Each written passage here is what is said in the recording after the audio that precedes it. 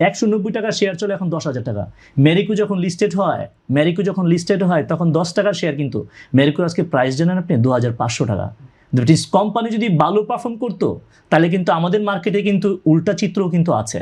Islami bank was one of the finest bank in this subcontinent, তাই না?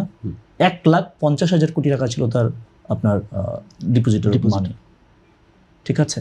So আপনি আজকে দেখেন ইসলামী ব্যাংকের অবস্থাটা কোথায় গিয়েছে, একমাত্র বোর্ডের কারণে। আমি ম্যানেজমেন্টকে আমি বলছি না যে ওনারা সবাই ভালো, আপনি তো সবাই ভালো সব জায়গায় পাবেন না, পৃথিবীর কোথাও পাবেন না, কিন্তু যেটা হয়েছে এটা একেবারেই প্যাট্রোনাইজ করা হয়েছে এবং বোর্ড মেম্বার্স ওয়ার ইনভলভ।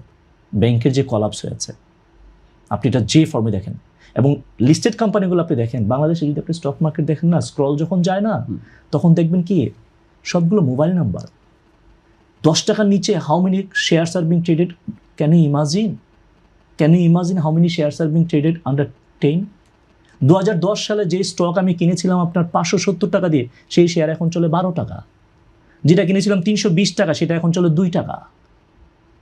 আমি 2010 সালের সাথে আজকে 2025, পৃথিবীর কোনো ক্যাপিটাল মার্কেট আপনি পাবেন যে 325 টাকার ক্ষুদ্র বিনিয়োগকারী যে এখনো বেঁচে আছে, ওরা যে মাঝে মাঝে মতিঝিলে ভাইয়া বলছে যে সামনের সারিরা হচ্ছে অন্য, তাহলে পিছনে তো 2-1 জন যা আছে, এটা আমার কাছে খুব আশ্চর্যজনক মনে হয়। ওরা আছে কীভাবে এখনো?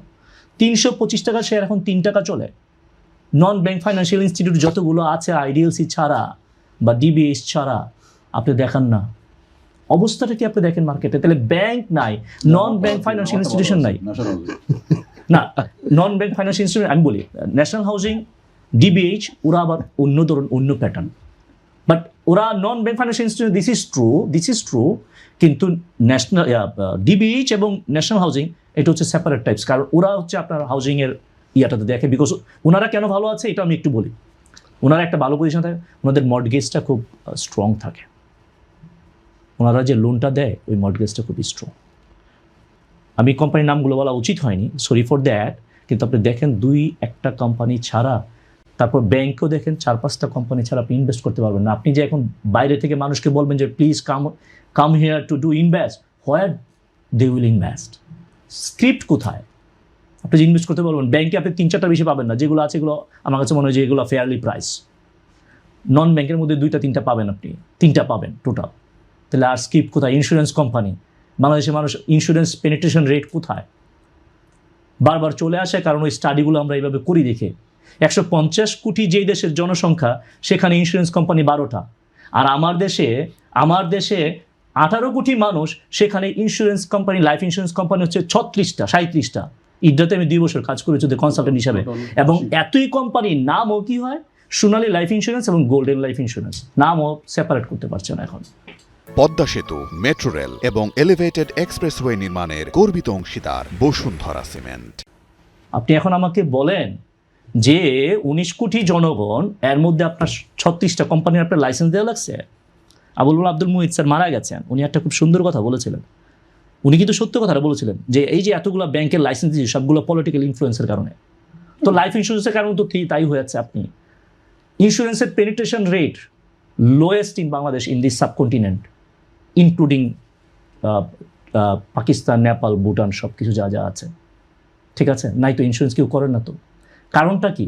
আপনি যদি পত্রিকাকরণ গত 3-4 বছরে দেখেন ইন্স্যুরেন্স কোম্পানিগুলোর কী অবস্থা, আমি নাম বলছি না একটার, আপনি শুধু দেখেন কয়টা লাইফ ইন্স্যুরেন্স কোম্পানি আপনার যারা ইন্স্যুরেন্স করছে এখন ইডরা আমাদেরকে ইয়ে করছে যে এটা কীভাবে রিসার্চ করার জন্য যে এত ল্যাপস হয় কেন।